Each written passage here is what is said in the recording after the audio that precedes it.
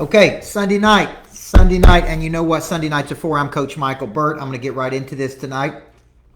I was watching a video just the other day, and it's like, just get into it, right? It's like you're watching all of these assassination things and theories and about was there one shooter or two shooters, and they spend the first 10 or 15 minutes just talking, and you're like, just get into it. And I thought about my videos.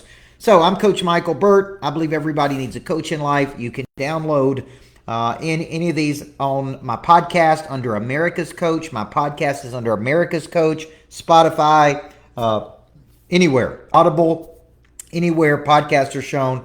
You can watch my podcast or listen to my podcast, and you can go to YouTube. Every one of these go to YouTube, and we make these available to you so you can go back and watch these. Now, every Sunday, I like to come together with people, and I like to break down a concept. And so tonight I'm going to break down, because what I'll do, I'm going to break down the concept of remarkable boldness. And what I'll do is I sit down and I map out a concept like a book. Okay, and right now I just finished a book that just came out called The Perfect Concept. And I'll play around with the concept, and I'm like, all right, if this were a book, is this a book that I would want to write? And I keep coming back to, if you look at the habits of the top 1% of performers, and it's like, if you could give your kids just one habit, which one would you give them? And I keep coming back to this one thing, because this one thing affects everything. When I wrote the book Swag, which is a book about confidence, it was originally titled A Course in Confidence. And at the very last minute, I changed the title to Swag, 6 Battle-Tested Strategies to Build, Maintain, and Protect, I think, your greatest asset. And I used to say confidence is the one thing that affects everything, right? All 8 billion people on planet Earth have confidence, which is a memory of success. And then I started studying these habits of the top performers in the world, and they're not confident. They are remarkably bold, which is a higher level of confidence. So when you think about it, it's like confidence, memory of success, internal knowing I can create or manifest. Boldness or remarkable boldness, striking fearlessness, okay? And it's like today there was someone I wanted to reach out to. I've been reading In a Pit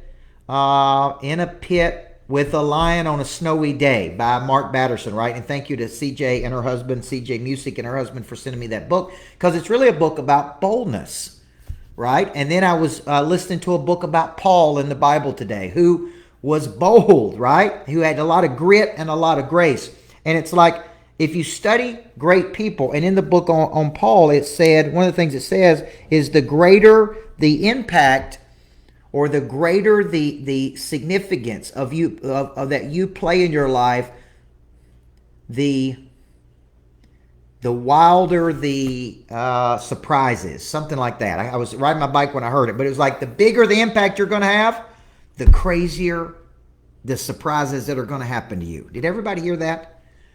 Can I get an amen on that one? The bigger the impact you're going to have, Eric Richard and Albert Dutton and Sean and Jimmy, the crazier the surprises you're going to experience. I thought if that's the only thing I got in that book, was that one thing, the greater the impact, the greater the significance, the greater of the great life that you live, the crazier the things that are going to happen to you. I'm like, that was worth buying the whole book right there, that one thing. So I'm going to break down tonight what I think are ways to quit playing not to lose and start playing to win. That's the subtitle. So the concept is remarkable boldness. How to quit playing not to lose, how to start playing to win. How to quit playing not to lose, how to start playing to win.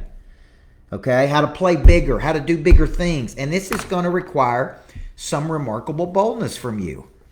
And that is a striking fearlessness. So think insecurity without confidence, confidence, memory of success. You cross over and you're remarkably bold. And remarkable boldness is a striking fearlessness. So I basically, if I was writing a book on this, I start off with chapter 1, confidence, arrogance, and boldness. Confidence, memory of success. Internal knowing you can create or manifest. So confident people know how to win.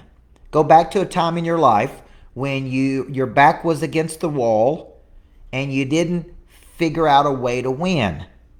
And by the way, there is no losing, there's only learning. So this is something Dan Martell, who wrote Buy Back Your Time, said to me one day. Go back to a time in your life when your back was against the wall and you didn't figure out a way to win. Confident people have the memory of success.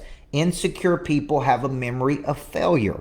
Confidence is an internal knowing that you can create or manifest. Now, I had a woman in, I think, New York City or somewhere say to me, I don't like your the definition of confidence and memory of success because I haven't had any success.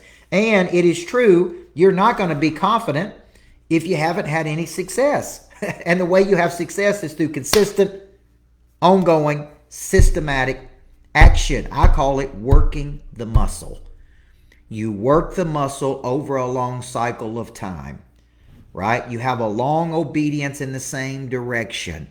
Therefore, you know that you know how to win. Patino wrote a book on this many years ago called Success is a Choice, and he talked about in that book, he talked about that people, that people deserve to win because they put the work in, right? So, confidence, memory of success. Arrogance, this is important in today's world, because there's a lot of Instagram billionaires, Instagram multimillionaires that don't have $1 million, have never made $1 million.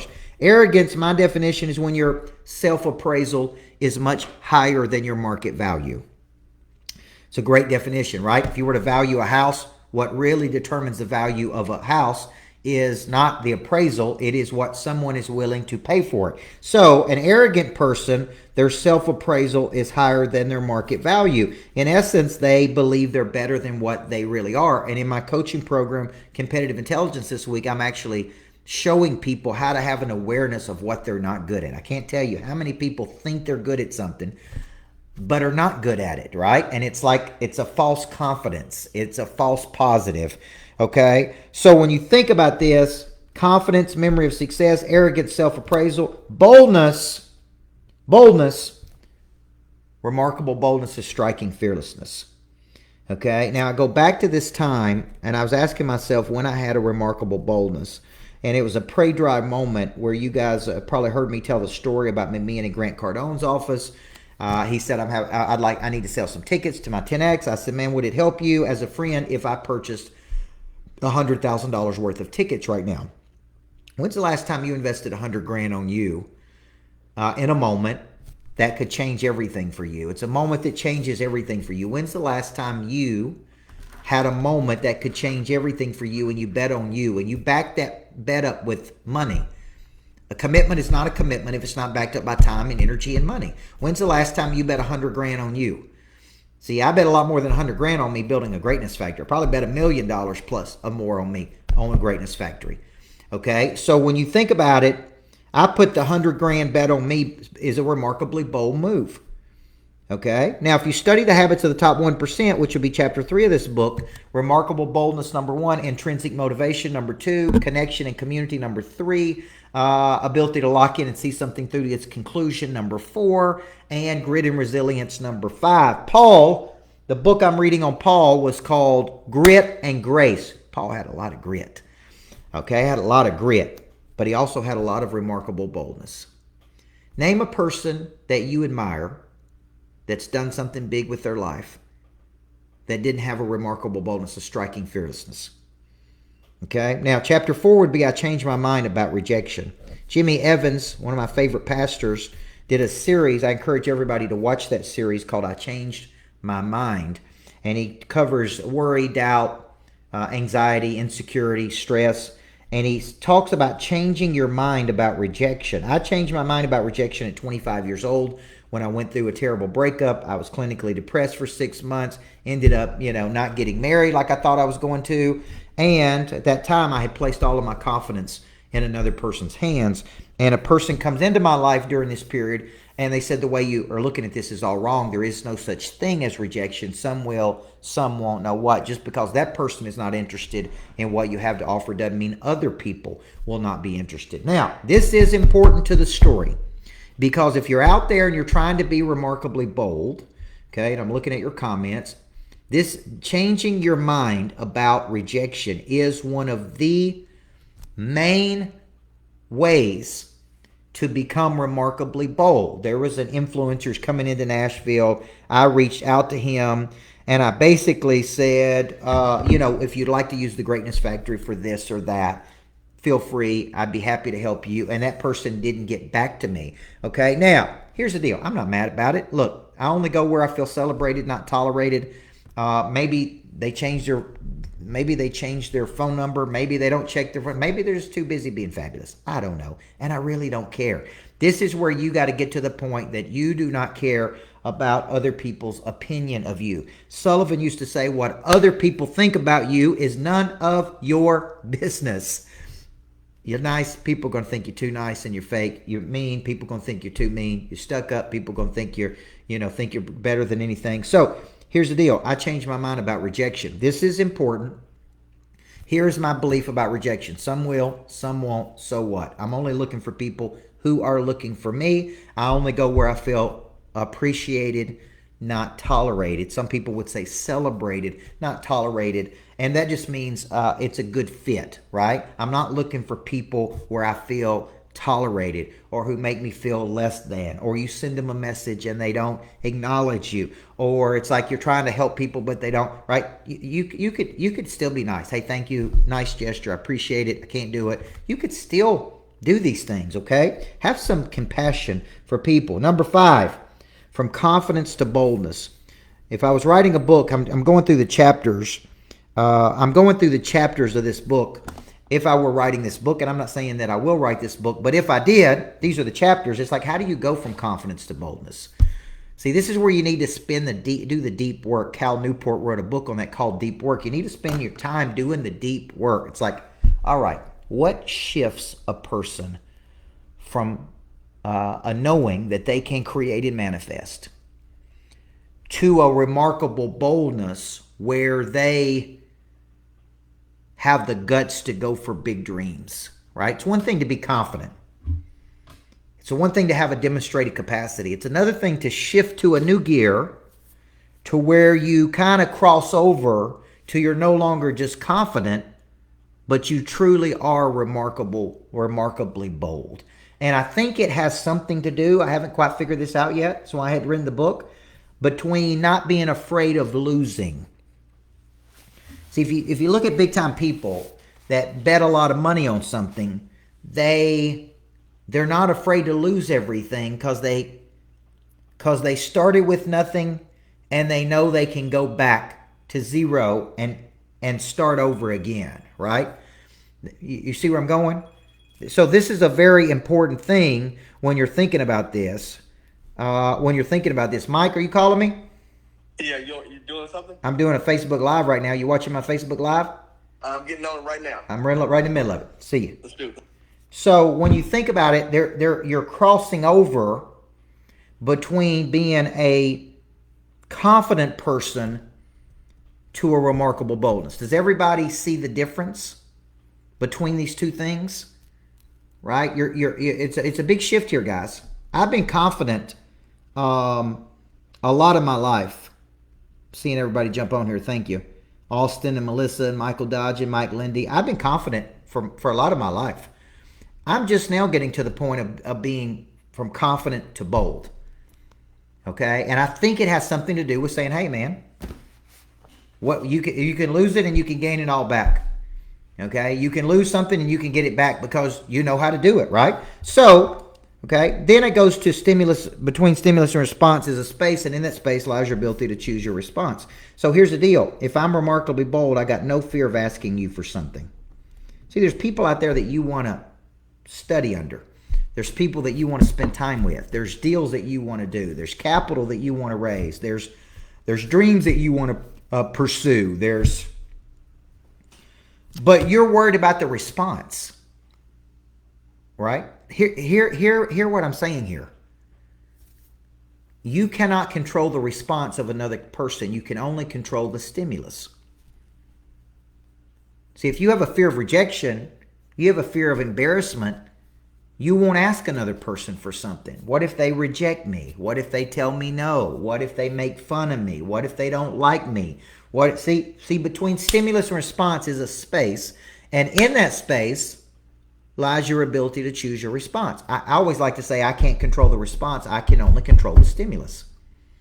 I can't control how you respond to me. I can only control my stimulus to you. Now, if you compare that with the saying of objects at rest stay at rest, Newton's law, unless acted on by an outside force. See, I'm going to be teaching tactical connection this week, and part of the reason people can't close deals is because they're afraid of another person's response. If I'm on the phone with a person and a person likes what I'm saying, I go, man, it seems like you want to do this. It sounds like this is exactly what you've been looking for. It feels like you're ready to get started. So what would stop you from doing it right now? And it's not that they don't trust me. They don't trust themselves. It's not that they don't trust me. They don't trust them. So you got to have a transfer of confidence right here. So it's like between stimulus and response is a space, and in that space lies my ability to choose my response. The reason people can't close deals because they're not remarkably bold enough to ask another person to move forward. Why? Because of fear. Because of fear. And we've heard all the sayings about fear. False evidence appearing real, face everything and run, like whatever you want to call it. You know, if you really look up the word fear, it's a perception.